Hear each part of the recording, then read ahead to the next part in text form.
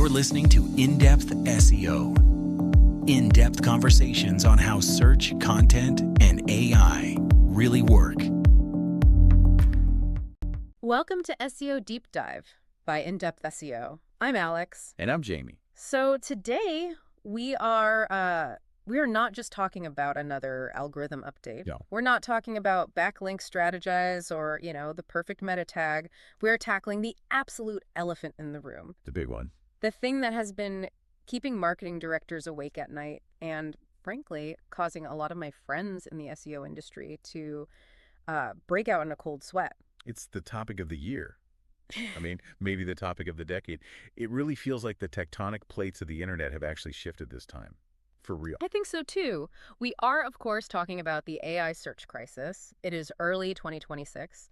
And if you are listening to this, you probably already know that the ground beneath our feet feels a little unstable. A little. Okay, a lot unstable. We aren't just talking about a tweak to how Google ranks things. We are talking about a fundamental rewriting of the rules of discovery on the internet. That's exactly right. And I think crisis isn't too strong a word.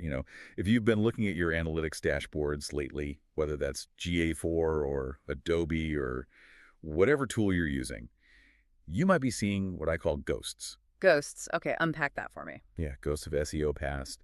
Those predictable traffic patterns we used to rely on, it was like clockwork. Right. You rank number 3 for a decent keyword. You get a reliable stream of visitors. It was just math. It was math. And now, yeah, you look at those same keywords, the ranking hasn't even changed, but the traffic has it's evaporated. It's gone. I was looking at some industry data this morning before we hopped on, and it's grim. We are seeing businesses report organic traffic drops ranging from 20 to 40% across the board. And that's the average. I've seen some sectors, especially in the informational space, think recipe blogs, coding tutorials, simple what is definitions. The stuff that's easy for an AI to answer. Exactly. They're predicting losses up to 60%. I mean, if you lost 60% of your revenue overnight, you'd call the fire department. That is panic-inducing. But here's the thing that's so strange. People haven't stopped searching. No, not at all. It's not like humanity suddenly got less curious. The curiosity is still there. The machine changed. The whole paradigm has changed. We have moved from search engines to answer engines. Right. It is no longer about the 10 blue links we all grew up with. It's all about the AI overview, or AIO, just dominating the screen. So our mission for this deep dive is, I think, pretty clear. We want to move past the panic. I think we've all had enough doom scrolling on Twitter about this. We want to stop staring at this zero-click abyss and actually figure out the survival manual for 2026. Yes, exactly. We need to pivot the entire conversation from how do I rank to how do I survive and, thrive in a world where the search engine does the reading for the user. Okay, so to do that, we have pulled together a massive stack of sources. We're looking at these comprehensive industry reports from late 2025 and early 2026. We've got data from SEMrush, from BrightEdge, Elementor, and some really fascinating case studies on AI visibility that are just starting to come out. And the big question we are trying to answer today is this. If 60% of searches now result in no clicks to a website, which is just a staggering number. It is. So if that's the reality, how does a business actually keep the lights on? And just to give a little spoiler alert here, it's not about buying more ads. No, not at all. It lies in a complete pivot from this concept of ranking to a new concept of visibility. Okay, let's unpack this, because I think to understand the solution, we have to really, really look the problem in the face. We need to talk about the sheer scale of what's happening right now in 2026. It's happening so fast. You mentioned a stat to me earlier that just, it made my jaw hit the floor. 527%. Yeah, that one comes from the Previsible AI Traffic Report, 527%. That is the year-over-year increase in traffic that is coming directly from large language models, LLMs. Okay, so just so everyone is completely clear, we aren't talking about Google search here. Right. We're talking about ChatGPT, Perplexity, Microsoft Copilot, that kind of thing. Exactly. The report tracked 19 real GA4 properties, so this is real website data, and found that referral sessions from these LLMs, they rose from about 17,000 to over 107,000. In just 1 year. Okay, I have to play devil's advocate here for a second. Please do. 100,000 sessions, even spread across 19 sites, that's still a drop in the bucket compared to Google, right? Google sends billions of clicks. Is this really a takeover? That's a really fair pushback, and you're right. The raw volume is still small compared to the Google fire hose. But think about the trajectory. Just think about the growth rate. The 500%. Right. If any other marketing channel, let's say TikTok or some new email platform, grew by 500% in a single year, what would marketers be doing? Oh, they'd be losing their minds. They'd be dumping their entire Q1 budget into it. They'd be hiring head of Perplexity optimization roles. Exactly. So it's not about the current volume. It's about the explosion. It tells us that user behavior is fundamentally migrating.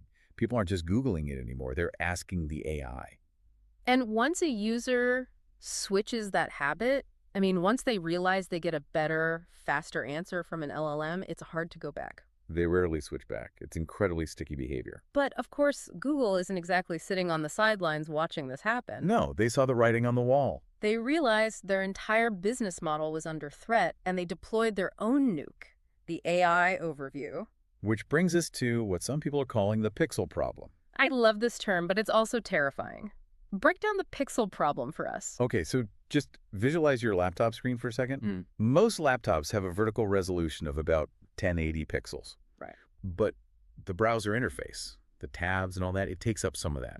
So the fold, the bottom of the screen before you have to scroll, is usually around the 800 or 900 pixel mark. Okay, with you so far. In May 2024, when Google started rolling this out seriously, the AI overview box took up about 600 pixels. So it was big, but you could usually still see the first organic result kind of peeking out at the bottom. Yeah, like a little glimmer of hope for SEOs. A little sliver. A little sliver. Yeah. But by late 2025, that box grew to 800 pixels.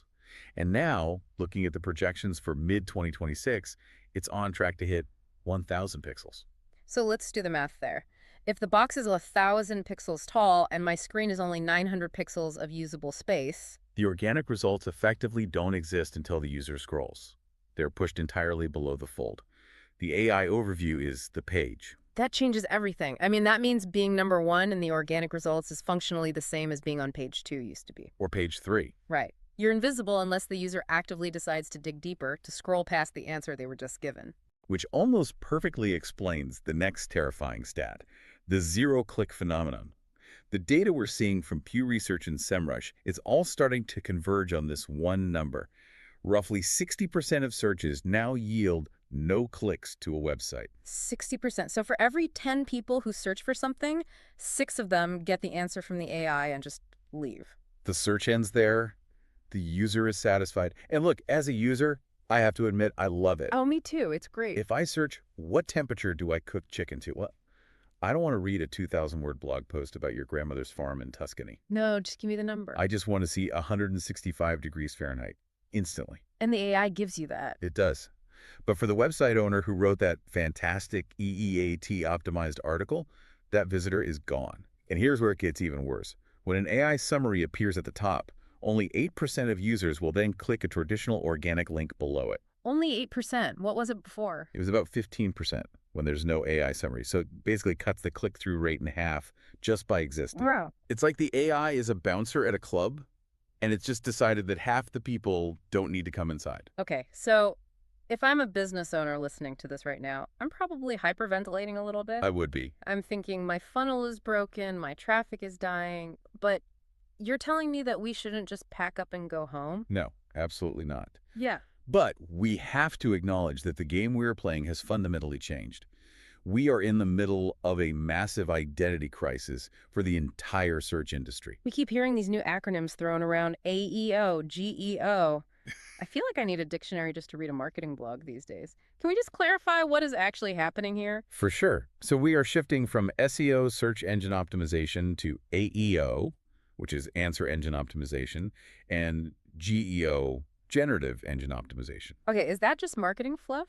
Or is there a real, mechanical difference in how this works? There's a massive mechanical difference. I think the best analogy I've seen, and this really helps visualize what's happening on the back end, is the shift from the librarian to the research assistant. Okay, I like analogies. Walk me through this. Okay, so traditional Google, let's say the Google of 2015 was a librarian. Right. You walked into the library and asked, how do I grow tomatoes? The librarian didn't really know the answer herself, but she knew where all the books were. So she'd point to a shelf and say, here are 10 great books on gardening. Good luck. And the algorithm was basically her deciding which books were most popular or had the best reviews, which ones to put at the front of the shelf. Exactly. But she didn't read the books for you. She just organized them. You, the user, had to pick a book, open it up, find the right chapter, and read the info. Okay, because Now, enter 2026. Google is no longer a librarian. It's a research assistant. Yes, the same question, how do I grow tomatoes?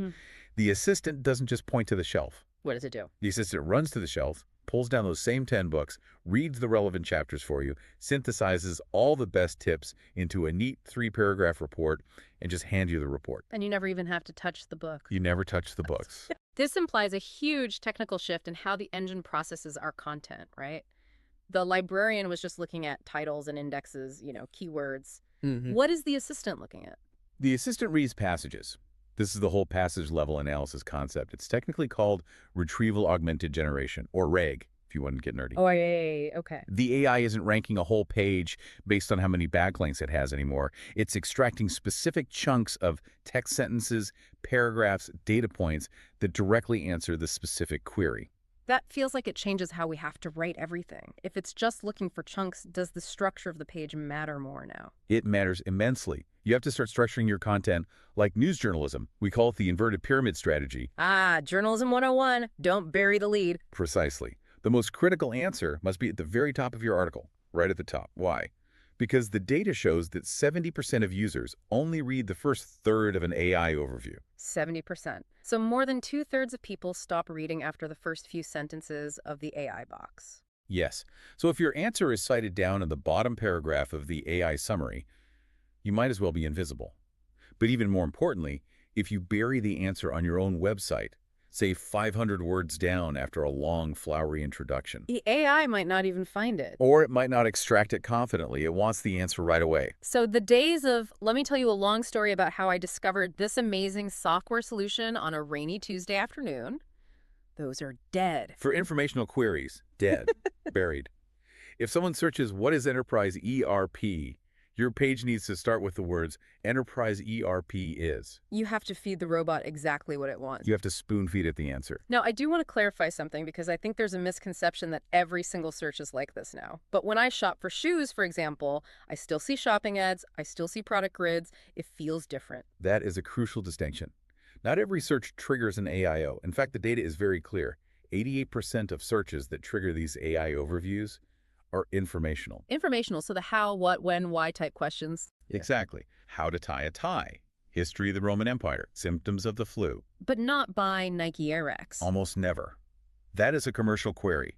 And Google is being very, very careful there. Well, of course. Google is protecting its golden goose, its ad revenue.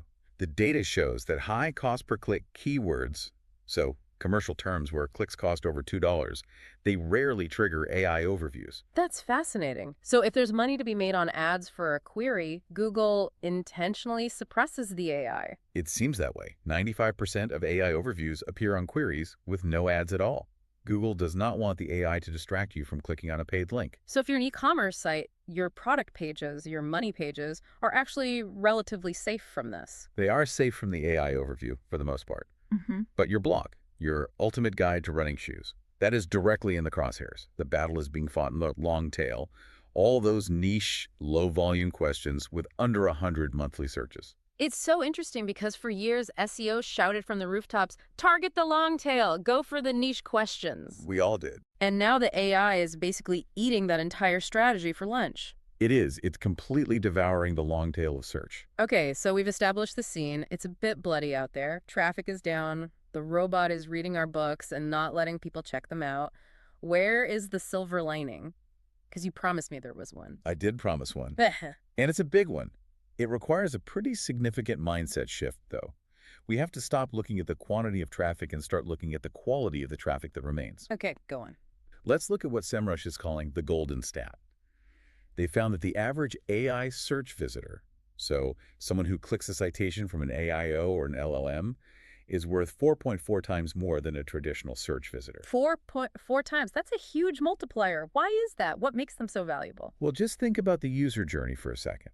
If a user sees an AI summary that, for all intents and purposes, answers their question, and they still decide to click a citation link, what does that tell you about them? It tells me they aren't satisfied with the summary.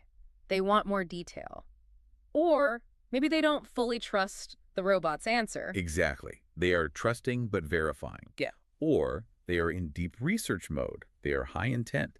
The AI has effectively acted as this massive filter, removing all the looky-loos, the casual browsers, the people who just wanted a quick definition and were never going to convert. So you're saying the 60% of people who don't click, they were probably never going to buy from me anyway. Probably not. In terms of actual conversion, they were low-value traffic. We spent years chasing these vanity metrics. Oh, look, we got 100,000 hits this month.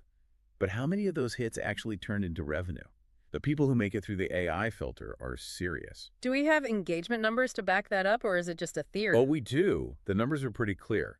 Retail sites are seeing a 27% lower bounce rate from AI referral traffic. 27%. That's significant. It is. And those visitors, they spend 38% more time on the site and view more pages.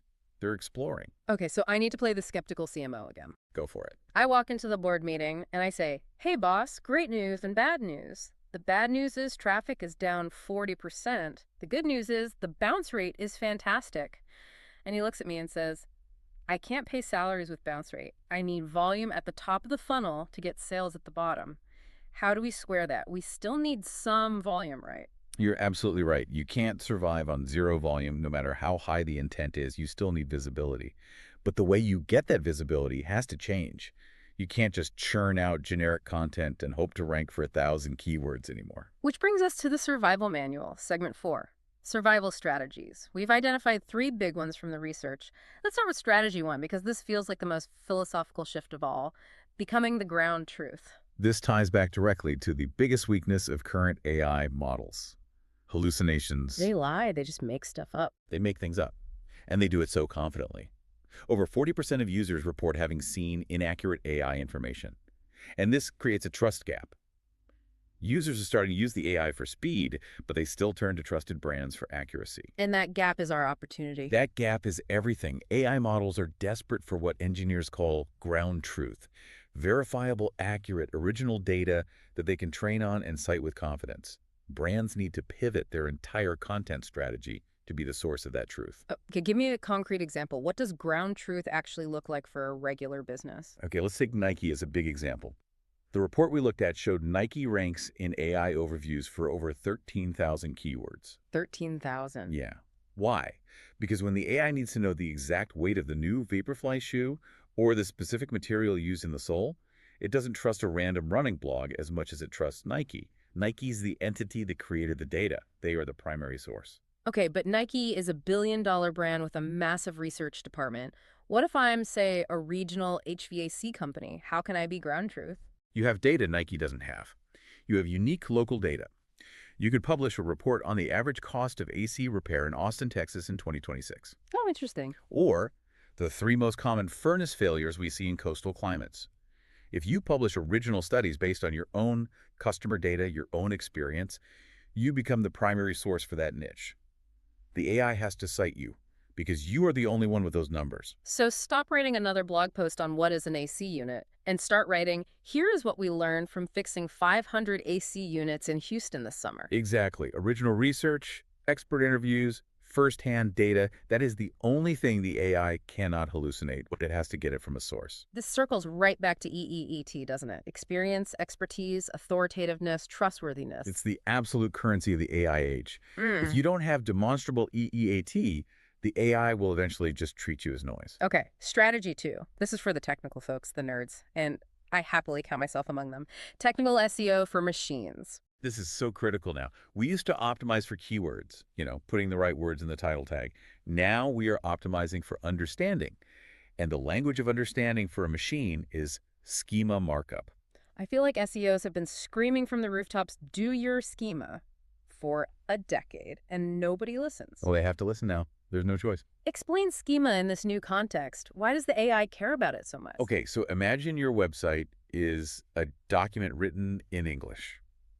The AI is obviously very good at English, but it's still guessing at context sometimes. Schema is like sticking a digital label on specific parts of your code that says unequivocally, this is a price, this is a 5-star review, this is the author's name. It removes all the ambiguity for the machine. Completely. Yeah. And you need to go deep with it now. Don't just use the standard web page schema. Use FAQ page schema for your Q&A sections. Use organization schema to link all your social profiles and define your entity. Use dataset schema if you're publishing those original studies we talked about.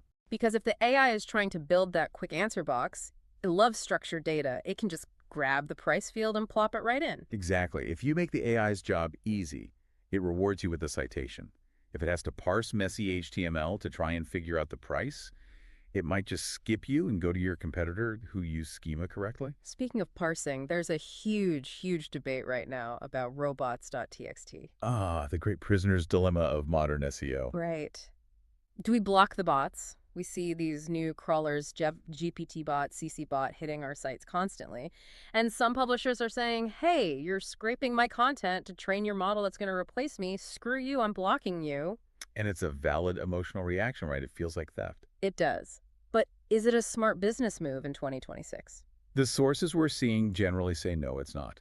If you block the crawler, you cannot be the citation. It's that simple. You are choosing to be invisible. You are opting out of the entire conversation. So you're protecting your content, but you're ensuring no one ever sees it through these new channels. Right. Unless you have a hard paywall and a strong subscription model, like the New York Times or the Wall Street Journal, you probably need that free visibility. Blocking the bot is kind of cutting off your nose to spite your face. There's one more technical gotcha I want to touch on, JavaScript. Oh, this is a huge one. Most AI crawlers are built for efficiency. They are incredibly expensive to run. Rendering heavy JavaScript takes a lot of computing power. So if my most important content is hidden behind a load more button, or it's buried in a fancy React framework that takes a while to load, The AI might just skip it. It wants plain, simple HTML. If your ground truth answer is buried in a script that takes 3 seconds to load, you're out. Keep it simple, text on a page. Okay, on to strategy 3, the human-in-the-loop workflow. This addresses the speed issue, right? Because we all know AI allows us to create content incredibly fast. But we also know that raw, generic AI content is absolute garbage. It is. We've all seen those articles that start with, in today's fast-paced digital landscape. You know immediately a robot wrote it. And Google knows it too. But, and this is a really key point from the research, Google doesn't penalize AI text just because it's AI. The stat we have is that 17.31% of top Google results now contain some AI-generated content. So you can rank with AI content. It's not an automatic penalty. You can, but not with raw AI content. The winning workflow for 2026 is AI drafts, human refines. Use the robot for the heavy lifting, but use the human for the soul. That's a perfect way to put it. Use the AI to do the outline, to do the initial research, to draft the basic structure. That gives you incredible velocity.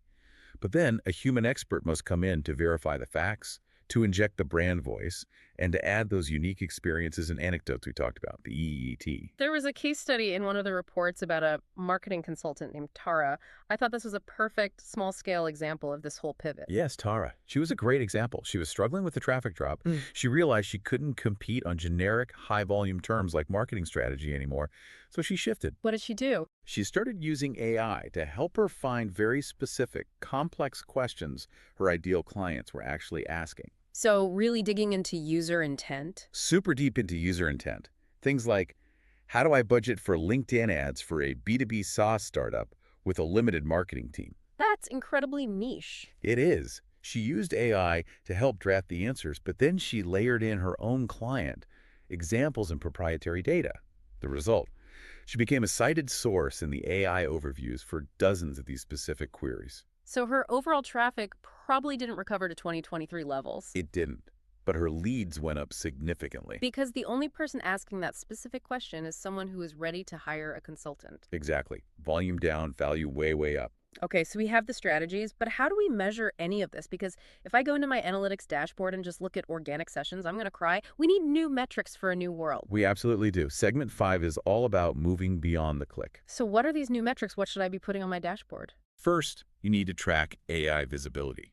This means tracking how often your brand is mentioned in an AI overview, even if it doesn't result in a click. Is that even trackable right now? How do you do that? It is now.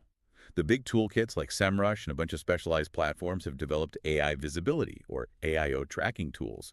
They simulate thousands of searches and tell you, hey, your brand appeared in the answer box for these 50 keywords this month. Even if no one clicked through to my site? Even if no one clicked. It's a branding metric. Think of it like a billboard on the digital highway. You don't click a billboard, but it builds awareness and authority. If a user sees your name as the source of the answer, they register you as an expert in their mind.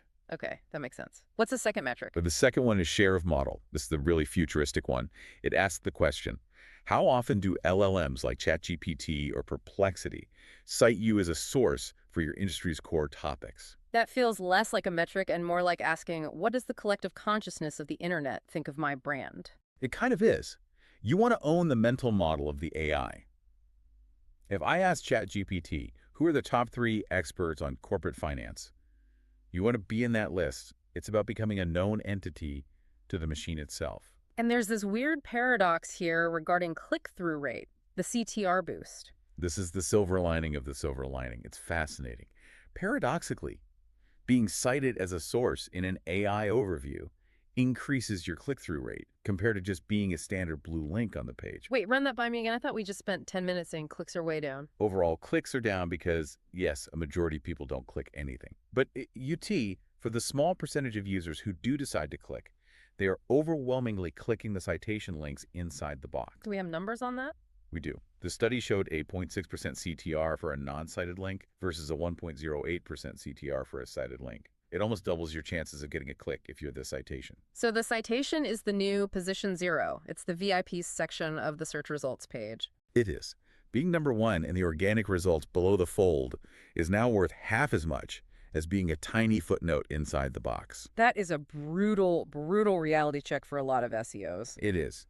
The goal isn't be on page 1 anymore. The goal is be inside the box. We've talked a lot about Google, but I feel like we're ignoring the other 800-pound gorilla in the room, ChatGPT.